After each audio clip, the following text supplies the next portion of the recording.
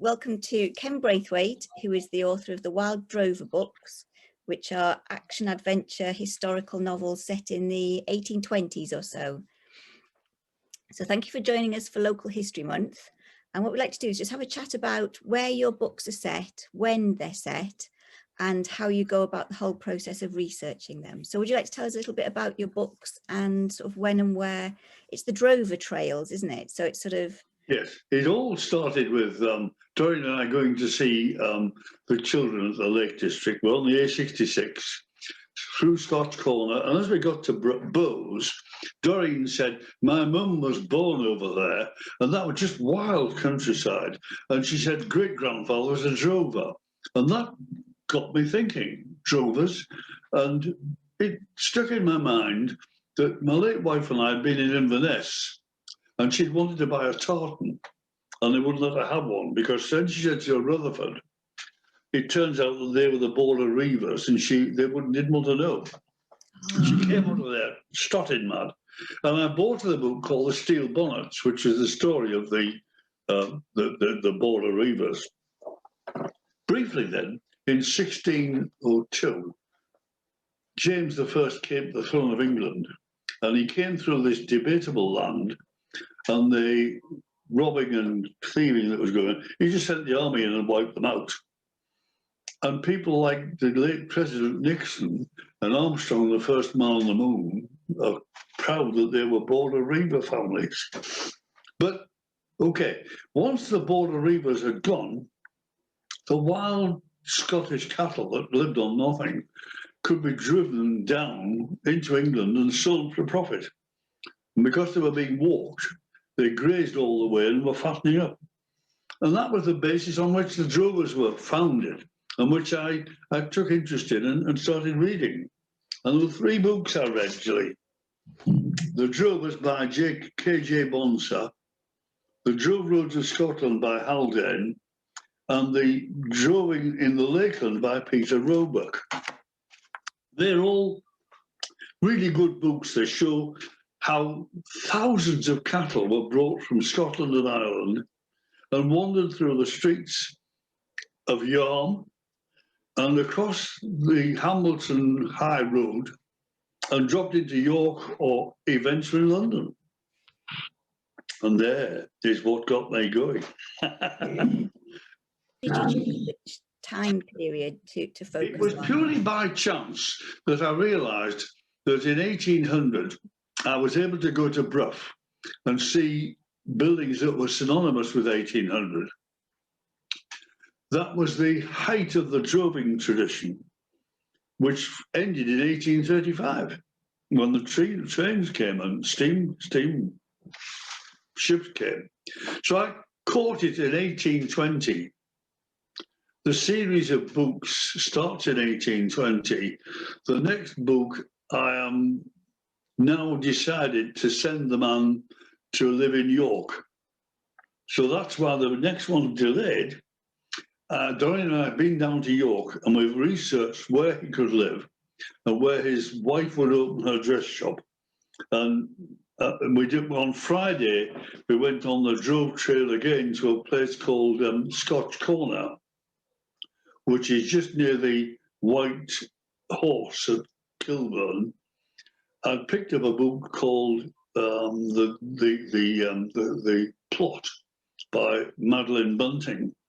And her father had created a chapel, which we visited. And it was, in actual fact, on the Drove Road and welcomed drovers before it was a chapel. So the research is still going on. It's wonderful. Jack Rutherford, your hero, he has an adventure where he has to get back to Yarm and get from Yarm to Stockton High Street by a certain deadline, and the river's flooding. And we talked about this, and you actually got advice on what would have happened at the time and how could he cross the river. So tell us a little bit about that, and who did you talk to? Reed Gamble, Dr. Reed Gamble, is a good friend of mine, and he's a mountaineer. And it occurred to me, if you look at the bridge at Yarm, there's a narrow ledge right across. It's only this wide.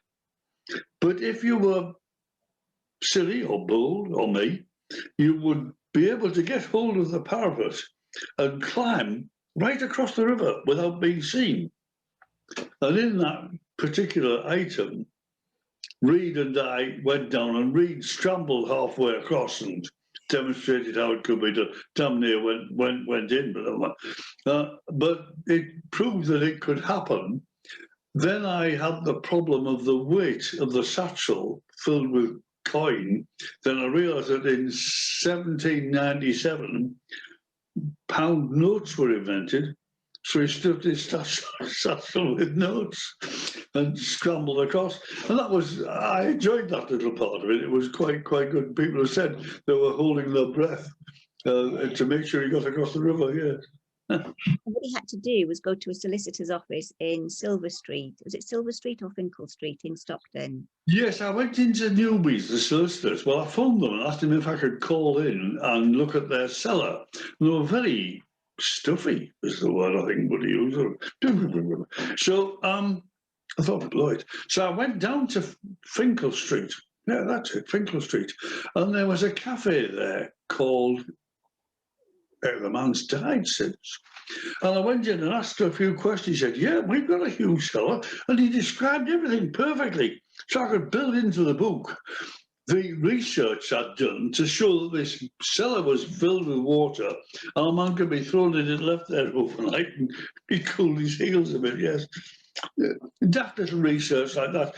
I've been asked to give a talk at Ampleforth Historical Society in July on the droving roads, the drove roads generally, and the drove roads here. And the most famous one is imagining traffic coming across the Yarn Bridge, 300 cattle in August, September, flooding through the high street and being taken to Craythorne to the outskirts of Swainby, and then going up Scarthneck and into Sheepwash. And instead of turning right to go towards Netherley, they go straight across. And that's the old drove road. And it comes to what was the Chequers Inn, then Lime Kiln House, and then this place I saw at the weekend, which was called the Plot. And it's an existing drove road. It's the most famous one in England, apparently. And I was talking to the owners of the Owl Inn in Hornby to say it might be interesting to create a drove trail from there and advertise it nationally. Brilliant. Well, we're celebrating Local History Month. You know, there's people around. If you talk to them, we see if we can get something done. Yes, and it was interesting that I found out about Lime Kiln House, which is right above Kepwick.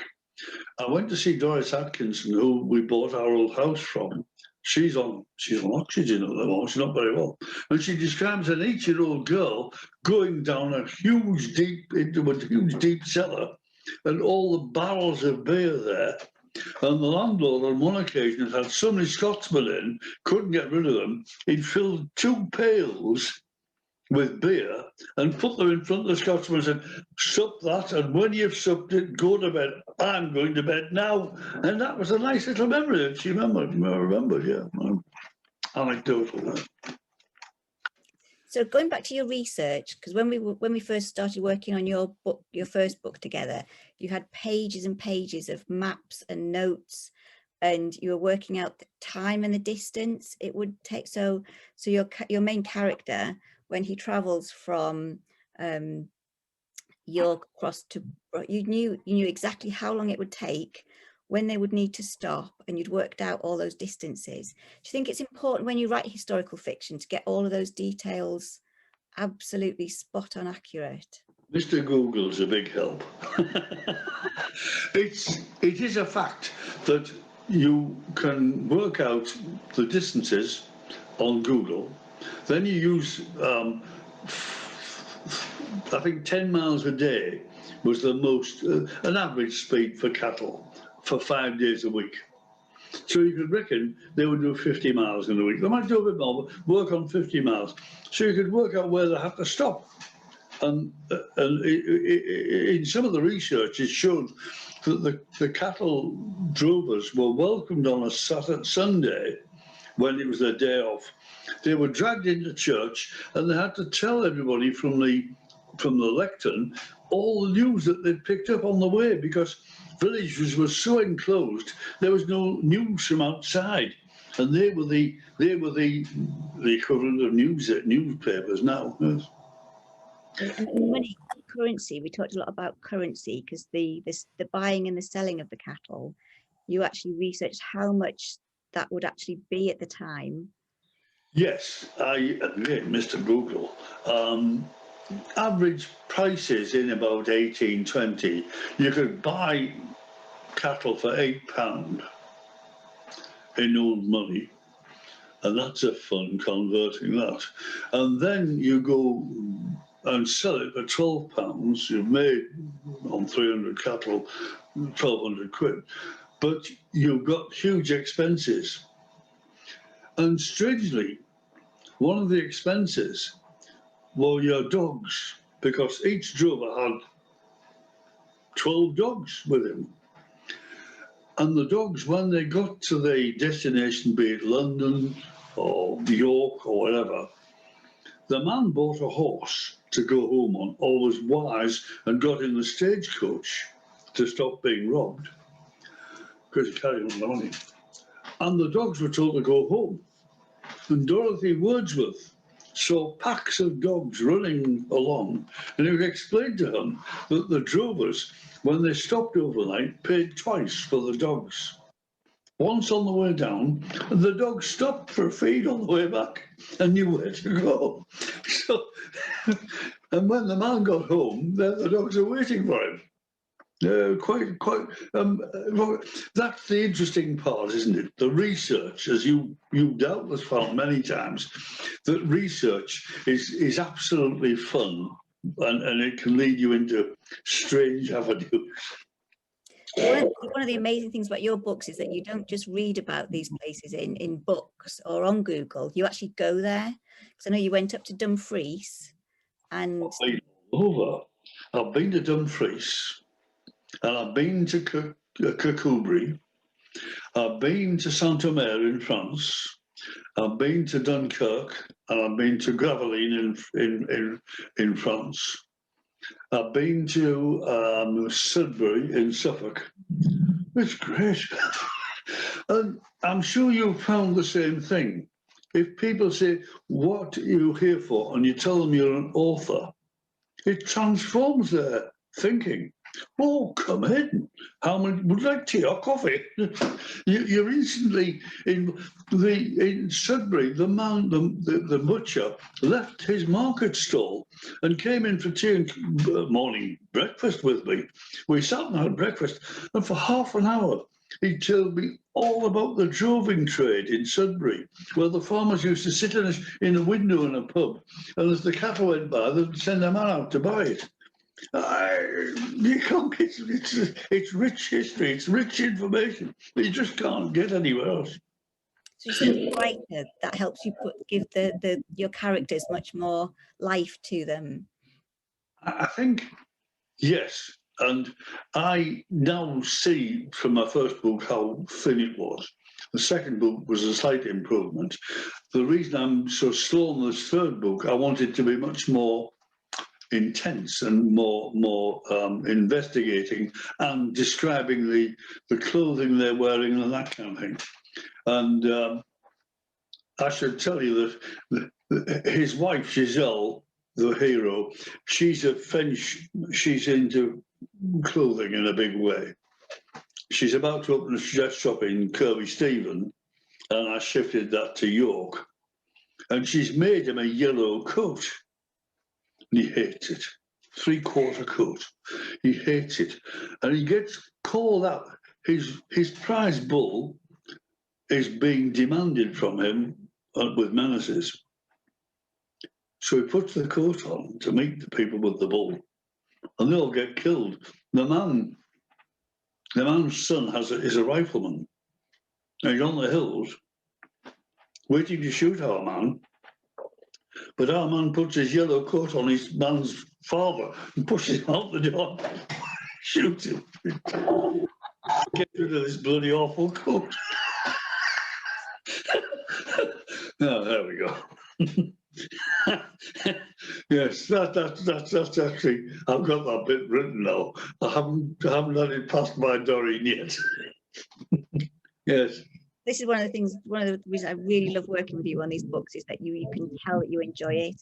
You just love writing them, and you love the research and just that whole thinking of how people would be and how your characters would react to situations. So do you have any tips for anybody who's looking at writing historical fiction? I think find the genre clearly that you want to follow, which in my case is the dramas. Read as much as you possibly can. And in my case, which I didn't and now have, look at the dress code for the time and the vehicles and the way in which people move, and describe more clearly the stench of horse manure everywhere, because that's the only thing the only way you could get about. It's research. You've got to put yourself in the man's place and imagine how you would deal with it, and then follow. And it's fun and enjoy.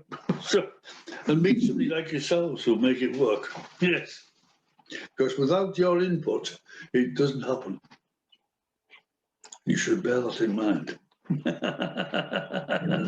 So do you think it's important for people to actually recognise the history? I mean, Teesside's got a brilliant history.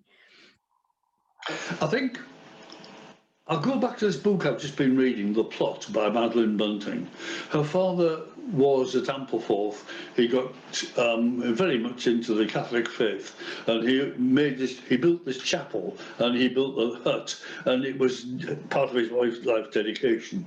Now, once you find a book like that, and you get to its source, as Doreen and I tramped past the glider station, and there was the man's the man's eldest son on the site. We just had a good natter. It was, and Teesside is full of history. Madeline Bunting says that because of William the Conqueror's harrying of the north, he set us back 200 years compared to the south of England. And that is relevant still today.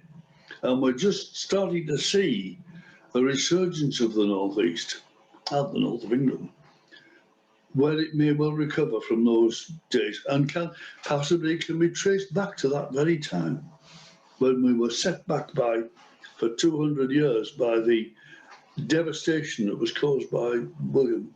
He got his own way.